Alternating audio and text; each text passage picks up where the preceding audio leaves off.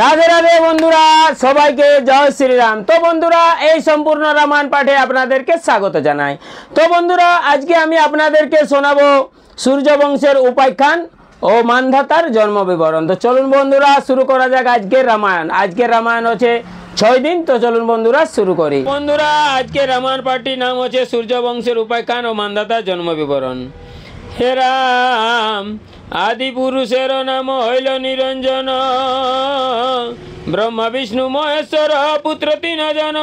3 পুত্র হইল তো নয় এক যিনি, সকলে তার নাম রাখিল কন্দিনী। জরৎকার মুনি পুত্রে নারদ সে আনি, তাহারে বিবাহ দিল কন্দিনী ভগিনী। সব গায় বাজায় নারদ মুনি বেনু, তাহাতে জন্মিল কন্যা নাম হইল ভানু। তাহারে বিবাহ দিল জামগ্ন বরে, এক অংশে জন্মিলেন বিষ্ণু তার ঘরে। ব্রহ্মার কাছেতে তার পড়িলে কবিজ, তাহাতে জন্মিল পুত্র নামেতে মরিচ। মরিচের নন্দন কশ্যপ নাম ধরে, তার পুত্র সূর্য ইহা বিদিত সংসারে।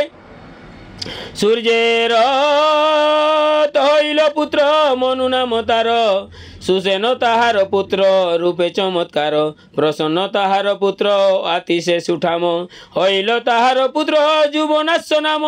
যুবনাশ্য হইল রাজা দান করে, বিবাহ করিতে গেল কন্দকের ঘরে। কালিনী নামে কন্যা কন্দক রাজার, বিবাহ করিল যুবনাশ্য গুণাধার। বিবাহ করিল মাত্র সম্ভোগ না করে, লজ্জা গুচাইয়া কন্যা বলিল বাপেরে। বিশেষ জানিয়া সে কন্দক মহিপতি, অভিশাপ করিলেন জামাতার প্রতি।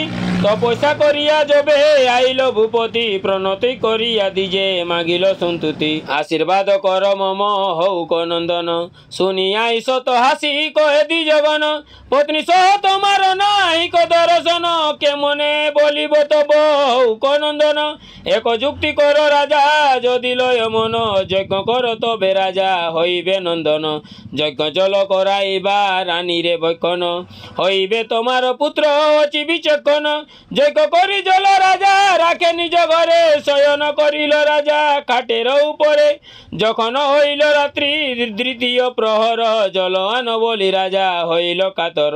তৃষ্ণায় পীড়িত রাজা আকুল হইল, পুংসবন জল ছিল মুখেতে ঢালিল।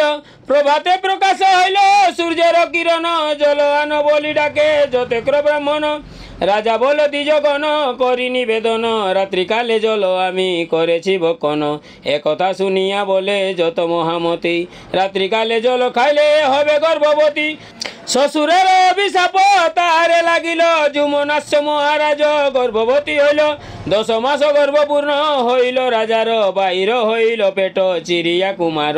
নৃপতিতে জিল প্রাণ পেয়ে বড় বেতা, আসিয়া বিধাতা নাম রাখিল মান্ধাতা।